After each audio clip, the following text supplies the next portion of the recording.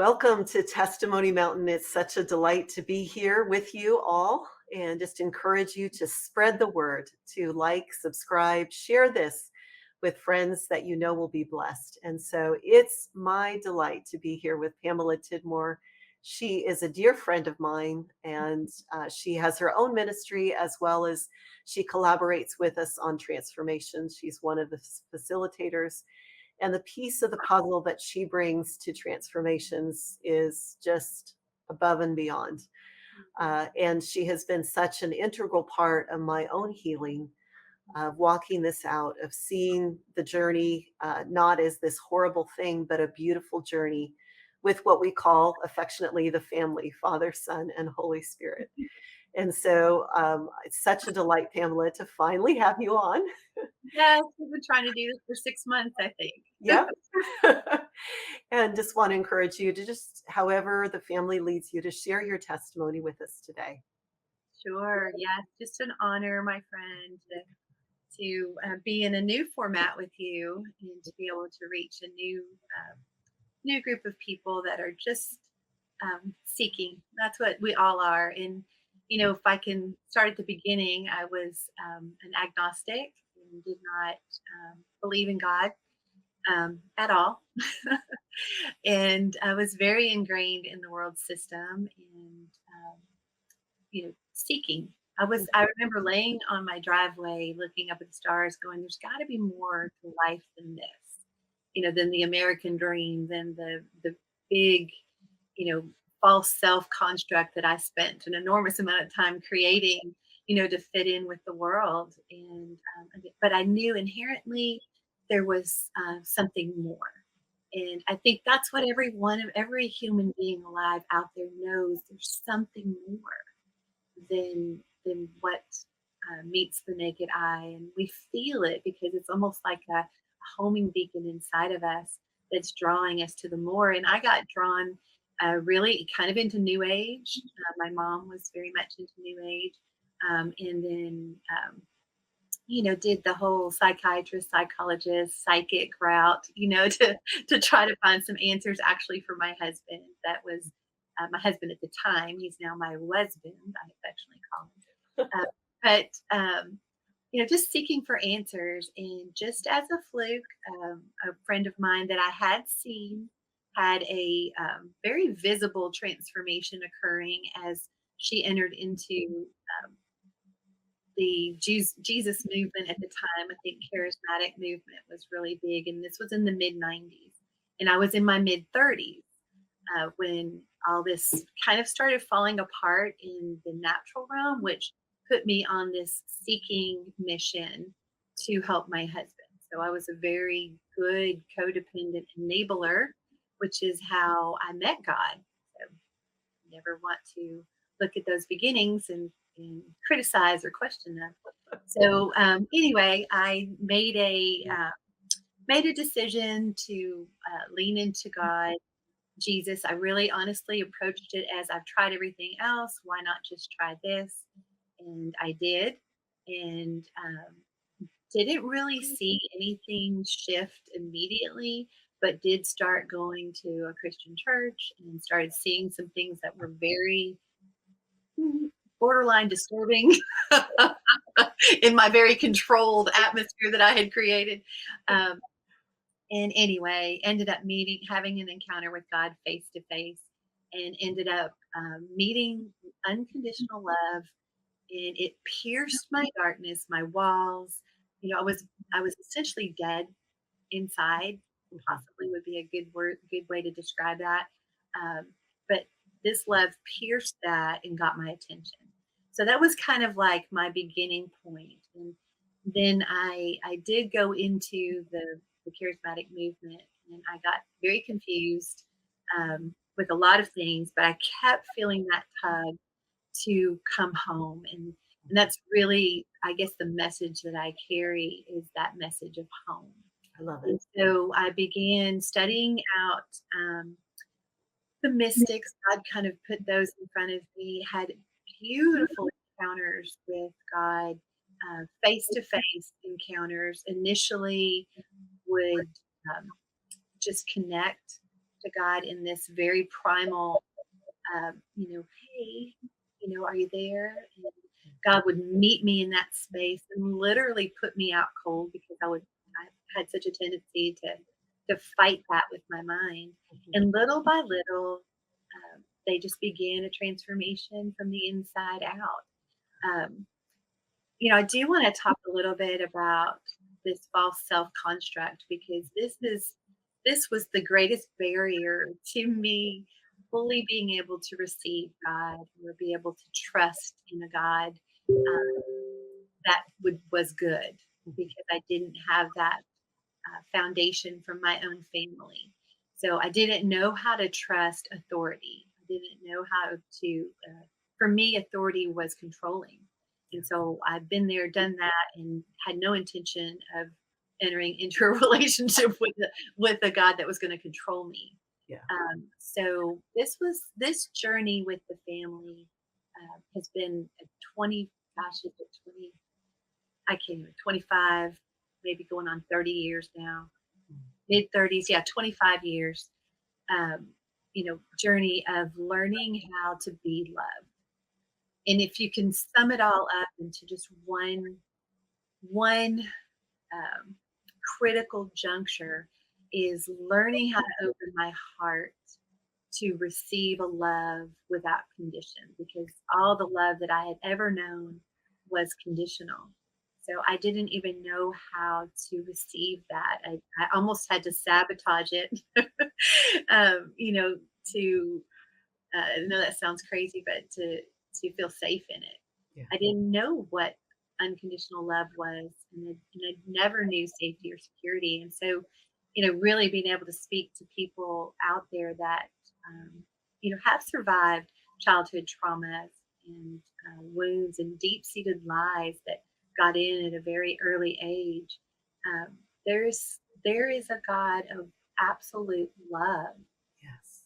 that longs, literally can feel the longing of the heart of God in three persons, Father, Spirit, Son, to connect to and to really just radically heal our lives from the inside out.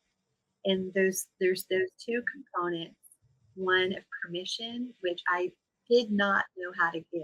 Yeah. Because permission was a bad word for me. Because in trauma, you were forced to submit literally, and you knew no other venue. So giving permission is a dangerous thing to do. So I didn't know how to do that, and then learning how to cooperate with a love that is good all the time and has nothing but your best interest at heart. So those two factors kind of um, played into that opening my heart to receive the love of God. And I could probably go in 100 different directions here, Adina. I have all these things that are popping right now, but you know, just kind of that was just the beginning.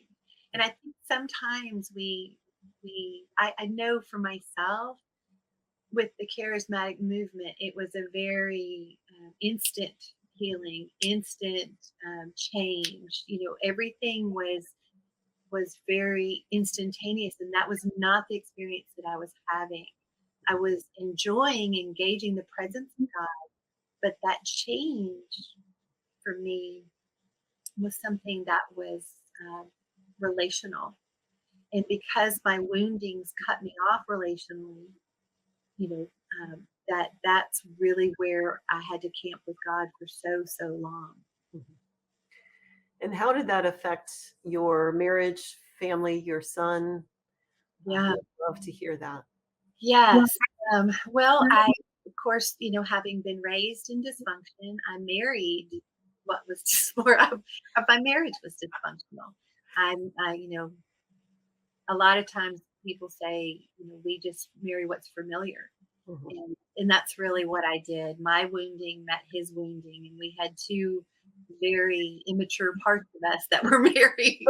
And then we had our defense systems that kind of tried to work it out. And I was married for 28 years with my husband, including the time that we dated, 33-year marriage. And Wow. so we had found a very dysfunctional flow, and that was what we called marriage. And that was how we related to one another. It was very unhealthy. It was, um, and it was, we brought our son into a very unhealthy environment as well. Didn't have my son till I was 37. So just a couple years after meeting God, really about a year after meeting, having an encounter and really kind of pursuing the journey with God, I became pregnant and then brought him into a very unhealthy environment as well. So the impact, if I were to sum it up, that I had on my marriage was the closer that I got to God, the more um, enlightened I became of how dysfunctional this relationship was. And it ended up being a very, at the time, I wouldn't have said this, but it became a very awesome um, learning experience for me Mhm. because I learned how to stop trying to fix somebody else to make my world happy. I stopped placing expectations on him that he couldn't meet. I stopped the blame game.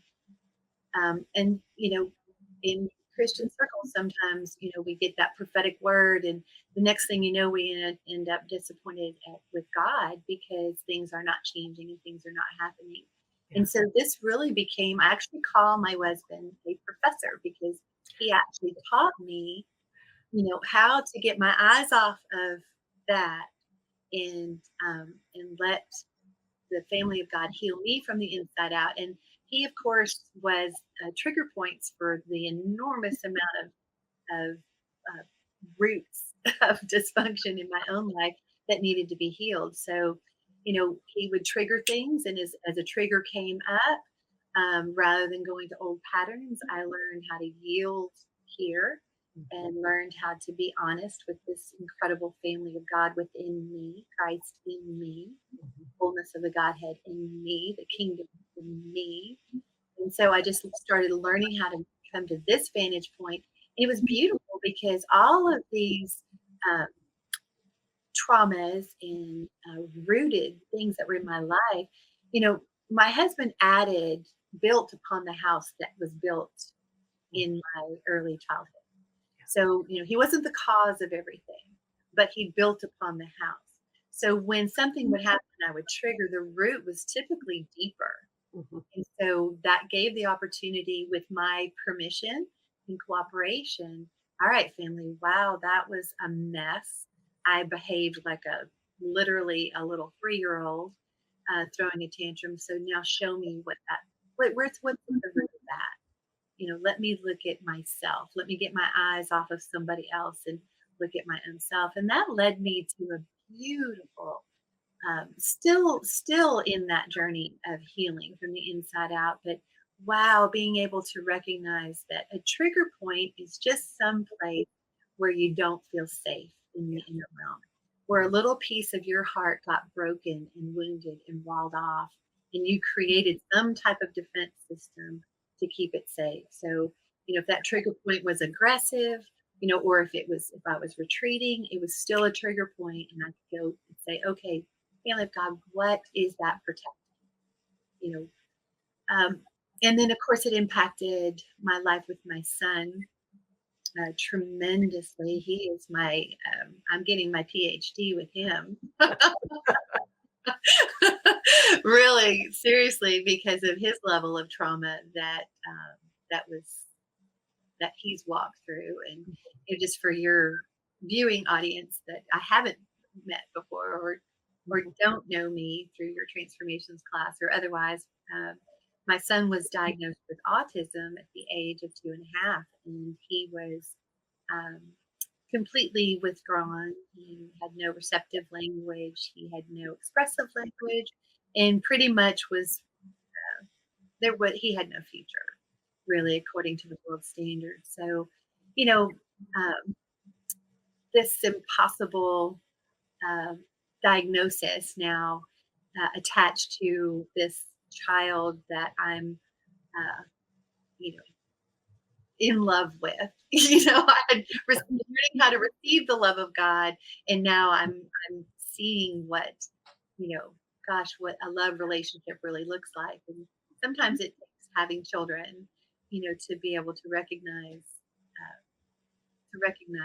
that, be awakened to that. I was not a person that was capable of loving somebody else prior to meeting God and then having that cracked open with my son and then having this diagnosis put on top of him that basically gave him a sentence of captivity.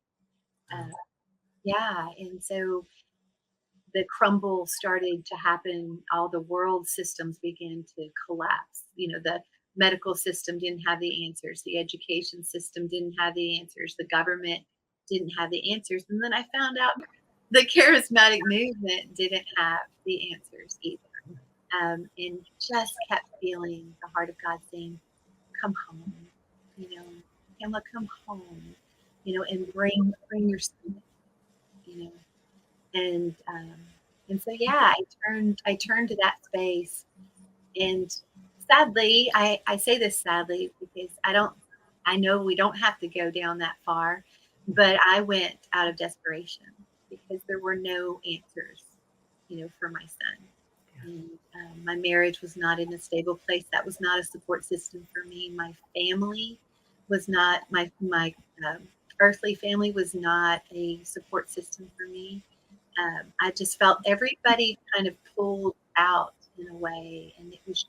I don't know that I ever felt more alone. I think I felt alone my whole life, Yeah. but facing that diagnosis that was literally out to rob my son of a life of peace.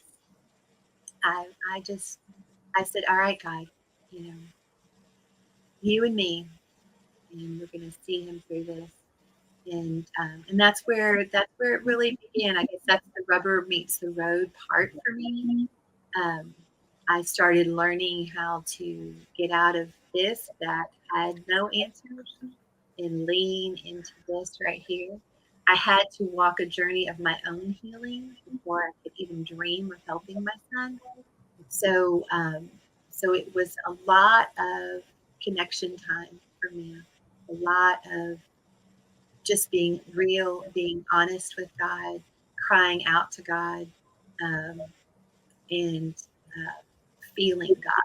And I think that's especially for people like me that had numbed themselves Yes. or Most of literally us have. right emotionally not much there, because I had to guard all of that from being hurt. Learning how to be loved and letting that love in.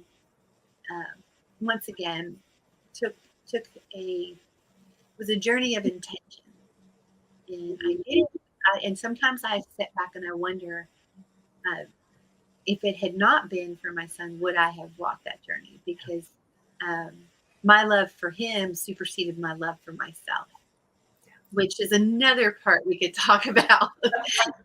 Just because there was so much, negativity towards myself that, there was just so much that needed to be healed here. And then now I have the privilege and the honor of having walked with my son through that, um, and still on that journey with him, but then carrying that forward to anybody that God crosses in front of me to be able to share with them this right here. And how do we connect here, um, and hear and feel, Yeah. hear the heart of God in a knowing manner, and then feel the tangible safety and security that this relationship provides. Mhm. So It's so, so good because a lot of us, particularly survivors, we don't know that place of safety or trust or how to even feel. yeah, And, I think I've shared on here before, but in one of my sessions with you, found myself, a part of me in a bank vault because nowhere was safe. And the bank vault was safe away from everybody, including God. Yep. At that point, God wasn't even safe. And so it's such a beautiful journey. And what I love about you and your story is, even though all of this pain and things and dysfunction and trauma, um, but I look at you today and I'm so blessed by the people, multiply people that you're being able to minister to today, that if you hadn't gone through this experience, you would never have learned what you learned to be able to share. And to me, that's the beauty and glory, that God restores all things. And Well, there's just such a message of hope there because, I was hopeless. Hopeless in my own self, hopeless in my marriage, hopeless in my, you know, experience with my son, you know, uh, hopeless. Um, but yet here it is. mhm, And I think, I don't have, counseling degrees, or I don't have, programs that I've taken and I have certificates for. I just have real life, walking it out every day, failing a million times, getting back into self reliance, getting back into self effort. And every single time meeting a warm, loving, kind, um, nurturing uh, mhm. presence of God within me to help me. And they really became family for me. Yeah. So, that's everything we talk about is family because that's who they are. Yeah. And Jesus modeled that for us. I mean, um, he really restored all of us back to that relational place of walking in the garden, with Father and Spirit, in the cool of the day, unencumbered, Yes. being real, being honest, being open. And Jesus made the way for that to happen, right? And then he modeled that on earth for us. He modeled, Spirit was upon him, and he and the Father were one, and he did nothing, zippo, zero apart from them. And, you know, um, for a mind that has had to figure it all out, and that's really the position we were put in early childhood, is that we had to figure it out. And so our defense systems, we created a reality in a world to stay safe. And that's what I call the Son of Man world. And then Jesus came to bring us the Son of God world. Mhm. And it's really a laying down of the Son of Man for the Son of God to be raised up. And what does that look like? I was kind of taught that, okay, well, it's done, it's a wrap, it's a done deal, just now go evangelize the world, you got this. Yeah. But yet on the inside, I was not safe, I wasn't secure, I wasn't healthy, and trauma fractures the soul. So I had this massive fracturing in the inner realm that I was not a house united. I was a house divided, very much so against myself. Defense systems are created to stay safe, and sometimes those defense systems keep you safe from you, right? Yeah. So there's a whole dismantling of that occurred, and what took me years and years and years, because I didn't have anybody really to model that for me. Um, we're able to walk with people and help them, ask the questions, and that's another just totally simplistic, foundation here is we just have to ask, and what we're looking for is that just primal, help me, help me. I don't know what to do here. Help me. And for me, that help me had to translate to hold me. Yeah. Just hold me. Mhm. I have to know that I'm safe, because safety wasn't something I had before, and my defense systems kept me safe. So without those defense systems, the world's too vulnerable, right? But now hold hold me? Do you have me? And just spending as much time as you need there, really fostering the relationship side of this journey and not having to figure it out. And then they lead, they guide, and they unravel. And, we were talking even before we jumped onto the interview that, you're walking a path probably no one you know has walked, Yes. but you're not alone, Yes. And I think that's the beautiful part of it. And if I were to seed a message of hope, I would seed to everybody that there is nothing that can't be reconciled with this family of God. There isn't anything that they can't make something beautiful out of. Mhm. And so, what do they need? The opportunity to do that. And That's yeah, so good. And what I love about what you share and teach and how you minister is along the line of the defense systems, because typically the way, Christianity works, or how, we assume that those blocks are evil and bad and we've got to cast them out. right. Yes. But we can't cast out ourselves. And so I'd love for you to share a little more about that, and also what happened to your son in this process and where he is today, because to me that is such an amazing testimony of God's goodness and grace. Yes, yes, yes, and yes. And to really kind of hone in on that, I was taught to bind and rebuke anything that was um, not pure light or, goodness. And what that translated to was rebuking myself quite a bit. Because I had created, very distinct defense systems to protect myself, and a lot of that um, came in the form of control, um, performance, striving, all of those different things, and just felt like I was running. I was trying to rebuke um, things that were a part of me. And so, I could bind, rebuke, take authority, and, do all this stuff, but there was no real change that was occurring from the inside of me.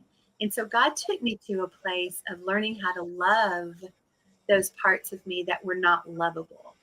And even to love those parts of me that persecuted me, Yes. right? That constant negative talk, that negative chatter, all of that that's going on. And, being able to recognize that, all right, I'm going to bring everything home. I'm really going to give myself a voice of, okay, this charge against me or whatever's happening, all right, let's bring that out into the light and let's look at that. I want to honor the voice, Yes. right, and bring reconciliation, bring the love and the light of God into that situation. And excuse me. So really learned in my own journey that the brokenness and the woundedness, what God was saying was, come unto me, come on, bring it all unto me, and we'll sort through it. We'll reason through it together. We're going to let truth set you free. So what I found in all of that was learning how to love me and those defense systems, and then finding those little parts of me that I didn't want to look at, I didn't want to deal with, I didn't want to see what happened to them. I had a huge healing when I was 47 years old. That brought forth a little part of me that was holding an enormous amount of trauma and an enormous amount of lies. And I look at my journey and I recognize that I wasn't really in a safe space with God until that juncture of being able to face what happened and then bring in the broken pieces and seeing the defense system really diffuse. So, you know, gosh, there's just like a million things I want to say. So I'm having to just pull it back. But to answer your question about my son, he ended up with, in autism, really, God showed me is where biologically their bodies go through an enormous amount of trauma with, and they don't have the words to express that. And so they're trapped in a trauma cycle, and they build an extensive defense system, and that's why you have such a wide, broad spectrum there. I think to the measure of the trauma is to the measure of the complicated defense system. But with my son, I lost count after 200 parts of him. Just lost count because it became impossible at that point, and it was impossible before that, right? But I was just like, all right, I am yielding, anything I think I know, um, and I'm just going to let you lead and guide and direct. And I remember one situation that we were in the car, and what I said triggered him, and his kind of, I would call it the Hulk, came out in the vehicle, in the Costco gas line. And I wasn't at the pump yet, but just like, I was at a loss. I was actually in my mind thinking, I just need to bail out of this moving vehicle and just hope for the best.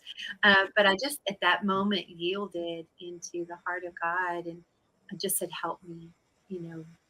Um, and I ended up turning over to my son and looking at him, and just saying thank you for protecting Miles, when I didn't, and when I didn't understand. And I was actually hearing this for the first time, because it was just the Spirit of the Lord that was pouring out the compassion for my son, and where the system that he had to build, to stay safe, which was one of protection in this particular area. Um, and when I said that, I just saw that defense system melt, because it meant love. Yes. It meant pure love, and I think for the first time in my son's healing journey, I saw the broken little boy that was underneath that, that I had wounded, um, and built upon, his biological trauma, and trying to control things. And, whatever I was trying to do to help him hurt Yeah. him. Yeah. I thought I was doing the right thing, but, only God knows where somebody is. Nobody else does. We don't know. We don't know where we are, let alone where our spouses are or our children are, So that was the beginning of my son's healing journey, and a beginning of me learning this connection point. I became a safe person suddenly for this little part of him. And I really believe that's what God wants to be for us, Yes. that safe person, for us that we can come to, and can't emphasize this enough, but the unconditional love of God, is always waiting, always longing for us. But love won't force itself on anybody, because then it's not love. It becomes control. And so God's waiting, looking just to get a hold of us, and I will say this: when I finally, succumbed to love and started letting unconditional love hold me, uh, oh my gosh, I mean, if I could just have like a giant straw to suck it up, and just like, oh my goodness, starting to be loved, into every fiber of your being becomes an addiction, and it's the only addiction that's really fruitful, I would say, Yeah. addicted to their love. And I have learned, they taught me how to draw on that, how to yield out of the intellect. They taught me silly little things like God Mart, that I could go shop at God Mart anytime I wanted, which was Christ in me and the character and the nature of God. And I could tell story after story of homeschooling my son, and, him being in these really difficult places, and me having Zippo that I could, extend to him. And wow, all of a sudden opening the resources of grace, and the resources of wisdom, and the resources of compassion, Christ in us, really learning how to do that on a day to day. Once again, that word rubber meets the road, life. So I would love to just encourage people that there's such hope. If you looked at my life, traumatized as a child, grew up very dysfunctional, married dysfunction, you know, the light of my life, suddenly getting a diagnosis, being a single parent now, 12 years in the making. My son, not totally there yet, but getting there, and will have this brilliant life of his own. But for now, still under, my my roof. And Yeah. so, from the outside in, I think people could look at my life and just maybe stamp a big failure thing on there. Be like, this is not the American dream. And it certainly wasn't, what I had pictured as the Christian dream. The Christian dream that I bought into was everything will be perfect, you Yeah. know. But Instantly. yes, right, instantly, yes, If you push the right button, yes, or you yes. have the right person pray for you, or all of those kinds of things. If I can just get to the right conference, Yep. or if Yep. I can study myself approved, or if I can, if I can do, or, all of that. But I have literally a treasured life. Yeah. I have a life of just unspeakable joy. I I have a lady I work with, and I look at her sometimes, and I'm like, you just want to smack me, don't you? I mean, it seems like there's so much joy that it is just almost obnoxious, and it's like there's just this incredible source um, of life, and I'm also in this place where just in this joy of discovery and entering into this kingdom of God that's within us, that is without borders, and learning from the family of God, from the Spirit of God, from, you know, there's so much more. There's just so much more. I get so excited of just, what all they have for us. But it begins with this feeling safe, letting love in, learning how to be loved, extending that love to yourself, and then just letting this artesian well open up inside of you of the Spirit and the presence of God. And I know I'm rambling right now, but being able to surrender the tree of the knowledge of good and evil and all of my self effort and all of my having to figure it all out has been the greatest freedom I've ever experienced. And it Yes. was probably the biggest stronghold for me because of not being safe as a child. I had to create this safe space here. And so the dismantling of that into this place of this being my origin versus here has literally set me free and put me out of prison into wide open spaces where there really is no limit. Yeah. I so love that. And, in our journeys, and it's not at all saying church is a bad thing, but oftentimes church just becomes another defense system Yeah. or another place where, I can control and feel safe, to walk this out instead of that genuine, relationship. I was raised a Christian and never left. And I believed I had relationship all that time, but I didn't realize it was all up here. Yeah. And, being able to open up this space, which, I still have a long ways to go, But but it's we're such learning. a journey. Yeah. Yeah, and I think there's something else that's worth mentioning too is, um, you know, I'm learning how to enjoy the moment. Yeah. I'm learning how to live um, for today in the present moment of today, and I can extrapolate everything out of that moment. you know, um, Living in the now, not living in the future of, oh my gosh, all this that's available because I get excited about that. And, I can't help it. I just get so excited about what is to come and what's available. But I always feel the family just dialing me back and just saying, breathe, come on, really take in this moment in time. Yes. We've got all of that. We've got it all. You don't have to figure it out. We've got that.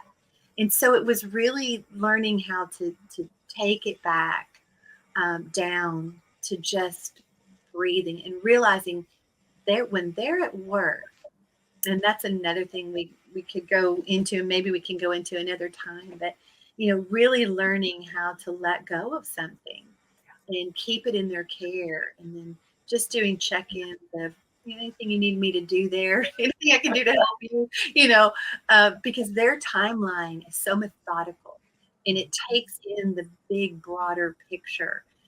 They're about the good of everybody, and so really learning how not to get in their way, and just to sit back. And another thing I think that's really worth noting is a lot of times, and I know I was kind of taught this, was that when I gave a situation to God, or when I was trusting God, or trying to exercise faith, whatever that may be, and then it got messy, then I would be, okay, well, that didn't work.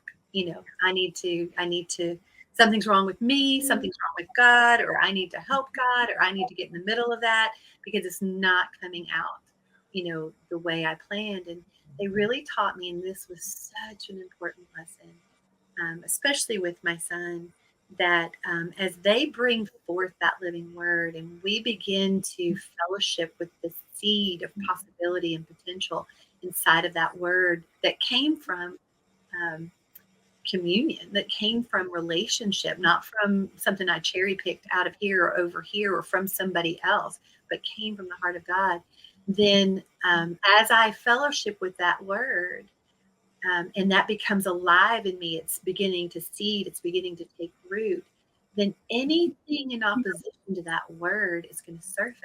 And that's the messy sometimes.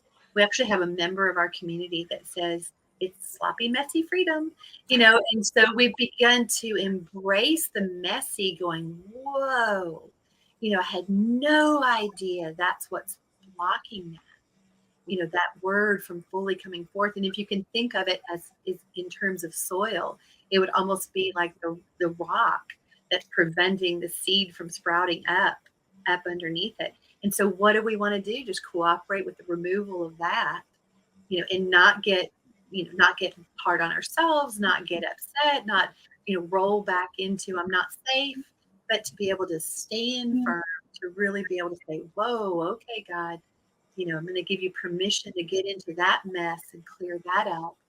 Um, so embracing the slowness of Yes. the journey, really, really pulling on enjoying the now, the moments. Mhm. Um, I know for myself, I just awakened to everything. I never smelled flowers. I never got interested in anything. I was always just, Get it done. constant motion. Now I can go out and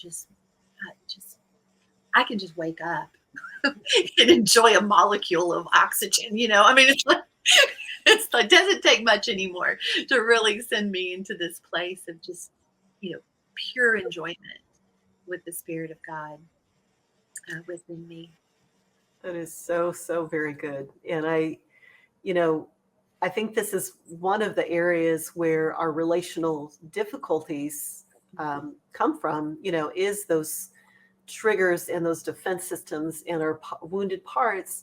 Mhm. And, like you were saying earlier, we want to blame everyone else. It's someone else, their problem, their problem. And why I believe people go from church to church, fellowship to fellowship, friend group to friend group, because it's like, well, you did this.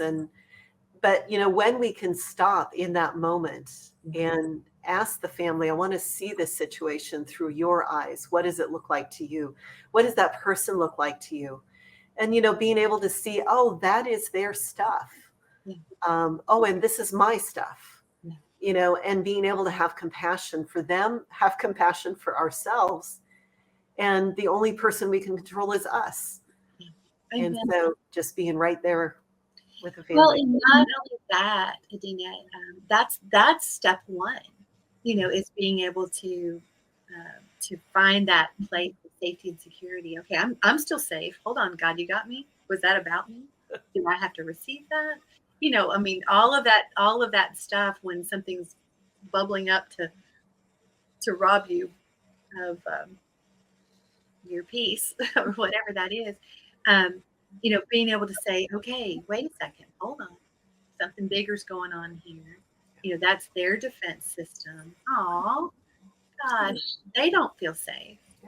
Yeah. And so step two is like, not only am I not receiving that and I'm safe and I'm in a posture, but exactly what you were saying is now, okay, can I see through your eyes what's going on with that person? And, venom can be coming out of their mouth and you're just tucked into the safety and the security of the family. And you're like, oh, let me see. And, you begin to see their little 3-year-old or their little 7-year-old that was betrayed or that, whatever you said or did triggered that point for them. Then we become uh, bearers of the family business.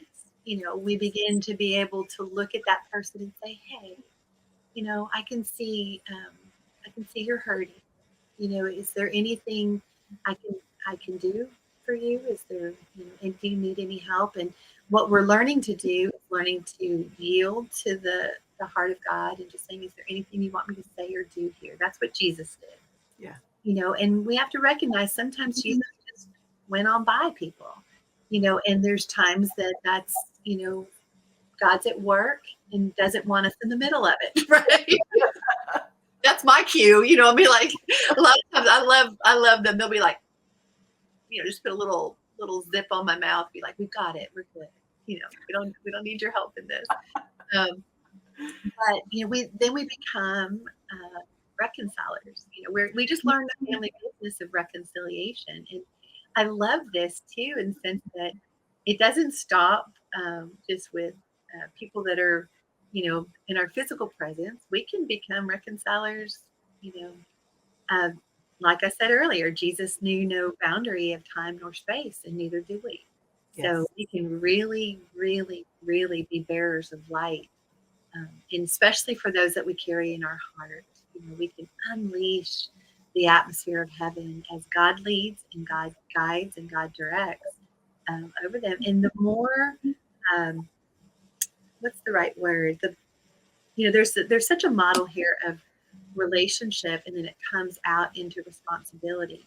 But the more that we become responsible, and God can trust us with things, the more we're entrusted with, Yes. and the more privileges that we're given. And I wish I could take back. I can't tell you how many people I hurt in the name of God, by rebuking them or or you know or praying for them amiss, or giving them advice from my carnal, mind as opposed to the heart of God.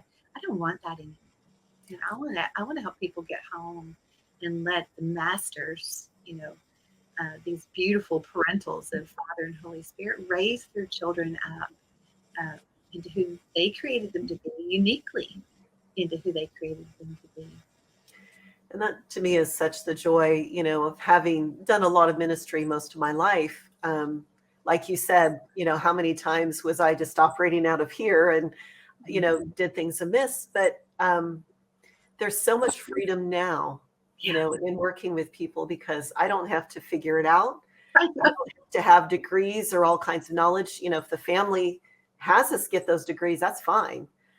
But it's not all this. It's just coming, side alongside someone. I don't have to fix them. I don't have to make the situation right. I just get to be a conduit of that love and And partner with the family. isn't that the heart of God? Really to help everybody just get home. Yeah. Let them get home. They're able. They can take it from there. But that's what I love, Adina, about you. And you have this testimony mountain. And I just love it when you even talked about it. I was like, she's just so about the heart of God right there, because it's the word of somebody's testimony Yes. that carries life. Yes. It really does. And I don't want to get graphic here, and if you want to cut this, you can. But even the word testimony comes from a root word of testes, and it carries the sperm, the life of God in it. Yes. Right?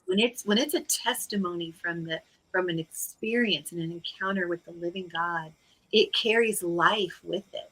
And so as we project that out, to people, it actually seeds. It actually goes out. Now, you may only have one baby out of the million sperm that goes out there, but that's not our job. Yes. Our job is to share the good news, Mhm. the really good news of this God that has an unfathomable, insatiable love for us, Yes. and wants to be a part of every single thing that we're doing. And as a single mom, um, you know, working full time, homeschooling, doing the impossible, literally the impossible. In fact, I was telling somebody the other day, I looked back on my life and I'm like, how?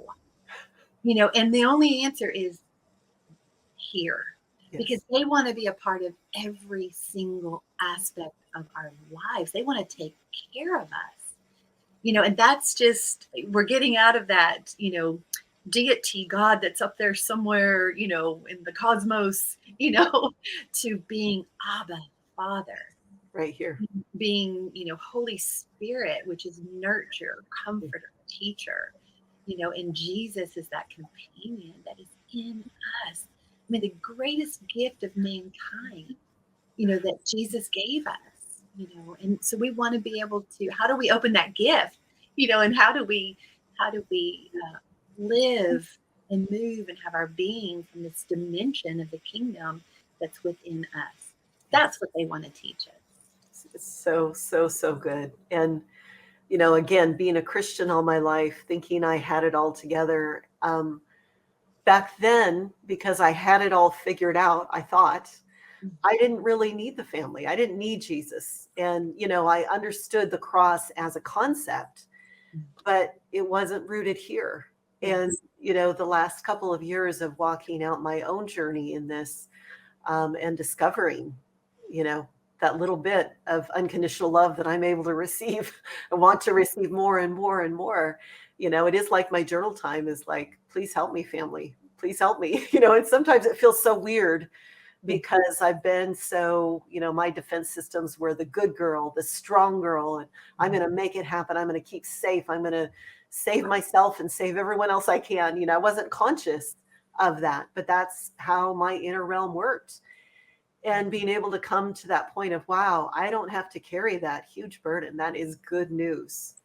It really is. And we learn, and this was kind of when I was actually asking the family of God what the message was, for this particular um, time together, was really, understanding that supply, their provision, and their provision is not, you know, the car or the, the perfect job or the perfect husband or the perfect child or whatever it is.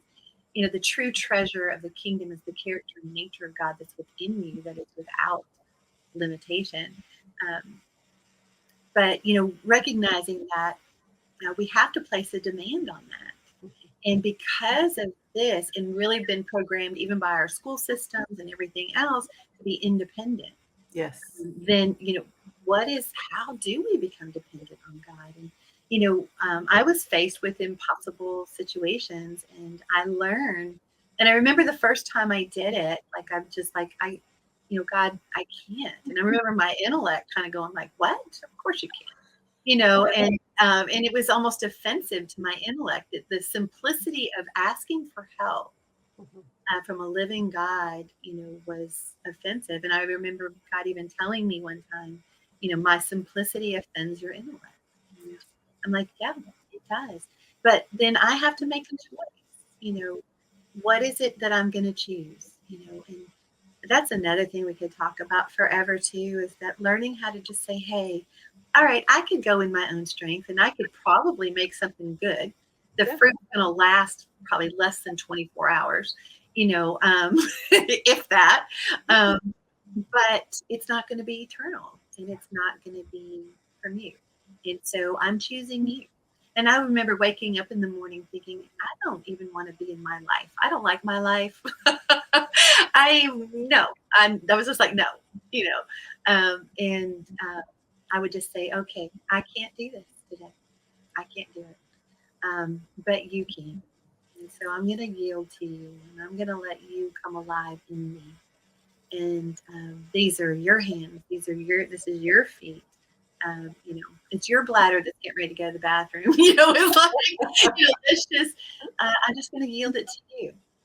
And that's where they slowly but surely, started cleaning out the debris of the old house, deconstructing it down to the studs, and then relaying the foundation, repouring the foundation, resetting everything, based on this beautiful unconditional love. So, yeah, so good, my friend. It is so good. And I just thank you so much, Pamela, for sharing today. And we'll probably have you back again when we can get that scheduled. Yeah, But sure. just so appreciate your testimony of the power of God, power of the family, power of unconditional love in your own life, in your family, and just, the release of that is going out throughout the earth. And so I just really honor your journey and thank you, thank you, thank you. Yes, and ditto, my friend. I honor you, and I appreciate an opportunity to get to share. Yes. And so those of you who are watching, I hope that it touched you, impacted you, encouraged you. Share this with someone else. We want the good news to spread far and wide of the power of the true Lord Jesus Christ. Amen. That no matter what we have gone through, the traumas, the challenges, the trials, when we see his plan of restoration, it is beyond anything we could think or imagine. And just want to encourage you to, if you have a testimony, feel free to message me at info@kingdomequippingcenter.com. We'd love for your testimony to be heard as well. And so we just bless you today with a powerful word of the love of God. Amen. Take care. Bye. Bye.